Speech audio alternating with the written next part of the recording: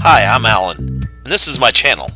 Alan Talks About Stuff. A long, long time ago, in a galaxy far, far away, long before cell phones, long before the internet, when people had access to anything and everything at their fingertips, if you wanted to see a movie, you had to actually go to this place called a movie theater.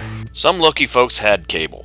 With cable came access to movie channels like Showtime, HBO, Cinemax, or the Movie Channel. I was not one of those lucky folks. I grew up in an area that cable just wasn't available. We got 2 channels on our TV, and there were occasionally movies on it. But if you wanted to watch an unedited, commercial-free movie, your only option was going to the movie theater. About the age of 12, an entrepreneur from our small town who had graduated high school the prior year opened a video rental store. He bought an abandoned gas station, which was about 200 square feet for a store, which doesn't seem like much, but to a deprived kid like myself, it was a huge deal. At this time, a lot of people still didn't own VCRs. VCRs were still rather expensive. Our first VCR cost around $400, which would be almost $1,200 in today's money. These movie rental places had an awesome solution for families like mine that didn't own a VCR.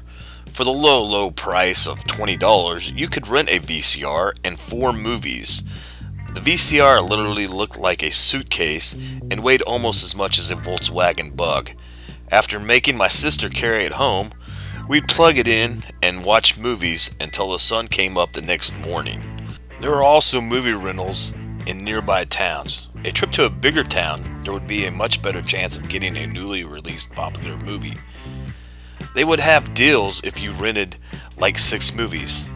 Sometimes something like $25 would get you 2 new rentals and 4 older rentals, and you would be allowed to keep the movies the entire weekend.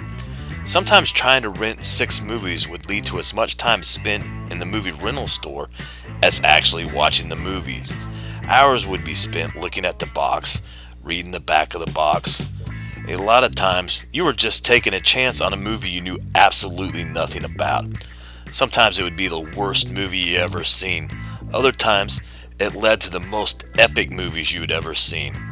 Terminator is a movie I rented knowing absolutely nothing about.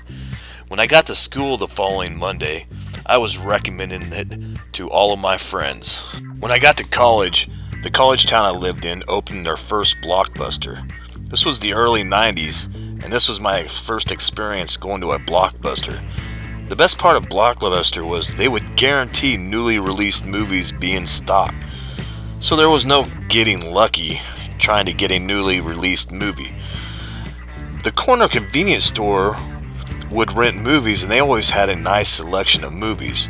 So for the most part, I would just stop by and look over the movies on the walk home from school. But on a Friday night, if the guys wanted to watch a specific movie, there would be a trip to Blockbuster because we knew for sure they were going to have the movie we wanted. Now, as technology advances, and for the most part, life does get easier with this technology, I feel people today really do miss out on the experiences of actually leaving the house and renting a movie. A lot of movie rental stores had their own smell. They would sell fresh popcorn and snacks that you could take home and watch with your newly rented movie. Leaving the house and heading to the movie rental store, most of the times having no idea exactly what movie you would come home with, was exciting. Searching for the perfect movie to bring home was as much of an experience as actually watching the movie. Once again, this is Alan. This is my channel, Alan Talks About Stuff.